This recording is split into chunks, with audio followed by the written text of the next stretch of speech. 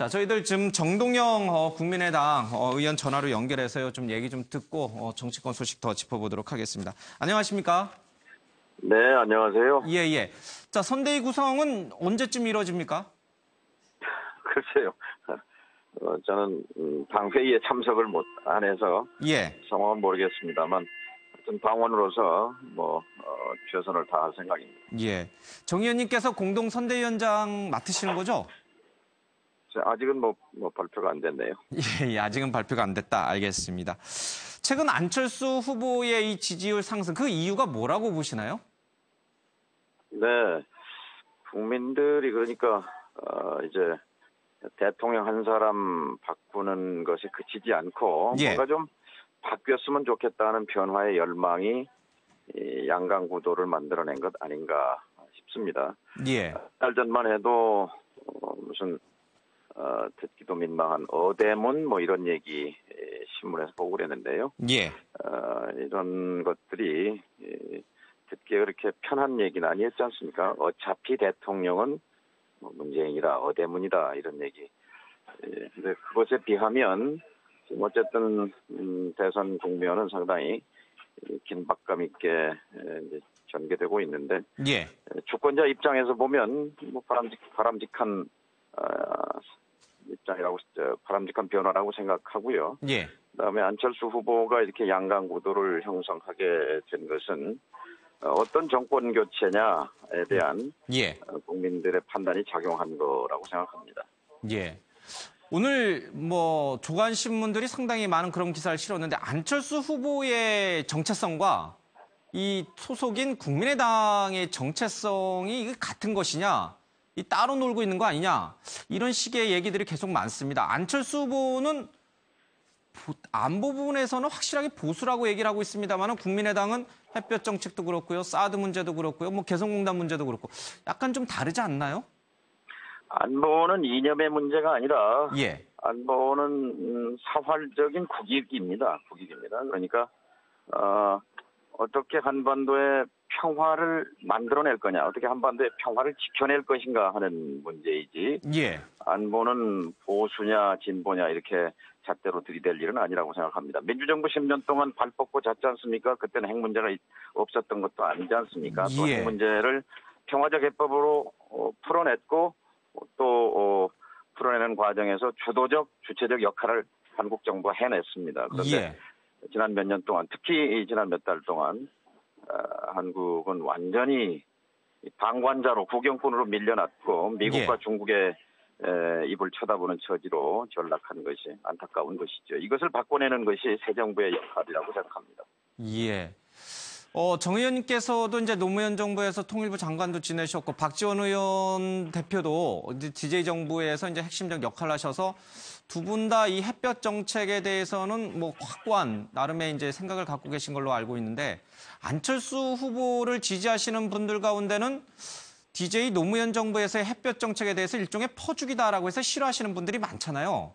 이 부분은 어떤 국민도 전쟁 상황, 요즘 전쟁 위기설 운운하는데요. 이런 상황을 좋아할 국민은 없습니다. 개성공단이 돌아가고 금강산을 마음대로 관광 갈 수 있는 상황이 바람직한 상황이지 않습니까? 그렇게 만들어내는 주체는 미국도 아니고 중국도 아닙니다. 그것은 다음 대통령이 해야 할 문제입니다.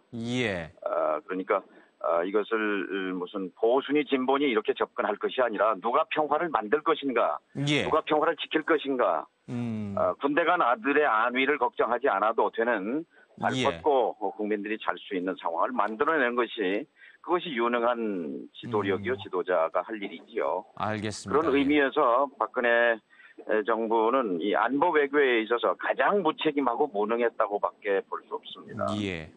그러니까 안철수 후보도 DJ 햇볕 정책은 그대로 기조는 가져가는 거죠? 기본적으로 화해협력 정책에 대한 안철수 후보의 그런 철학과 원칙을 저는 신뢰합니다.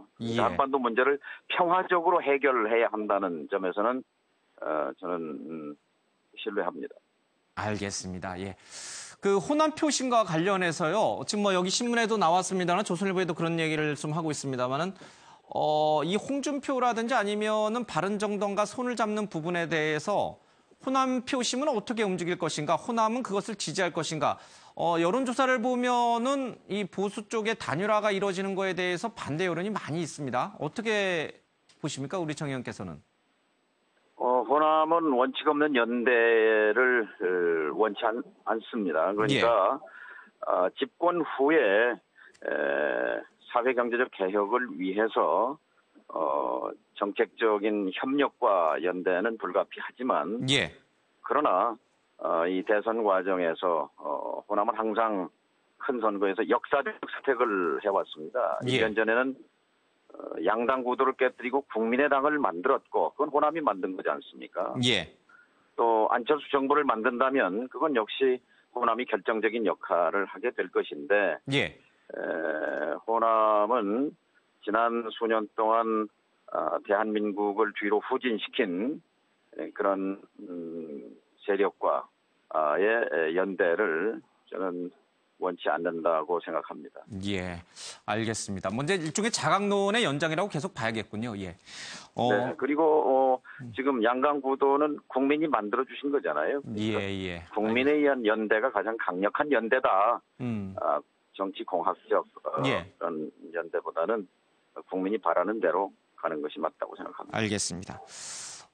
그러나 이제 최근에 유감스럽게도요, 이 경선 과정에서 인위적으로 대학생들을 동원했다라는 의혹이 계속 제기되고 있고 선관위도 이제 조사에 들어갔습니다.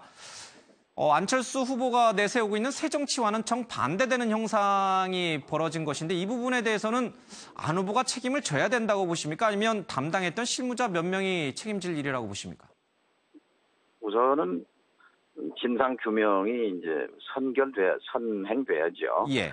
CCBB 불법 사항이 있으면 있는 대로 없으면 없는 대로 CCBB를 정확하게 가리고 그에 따라서 처리하면 될 것입니다. 이제 완전 국민 경선 이게 처음 해본 우리 정당 경선 사상 처음 해본 일인데요. 여기에 따른 일종의 부작용이 생긴 것인데요. 예. 이것을 후보에게 책임을 묻는 것은 조금 과하다. 그런 생각이 드네요. 예, 알겠습니다. 오늘 아침에 시간 내주셔서 고맙습니다. 말씀 잘 들었습니다. 예, 고맙습니다. 예, 국민의당 정동영 의원으로부터 얘기를 좀 들어봤습니다.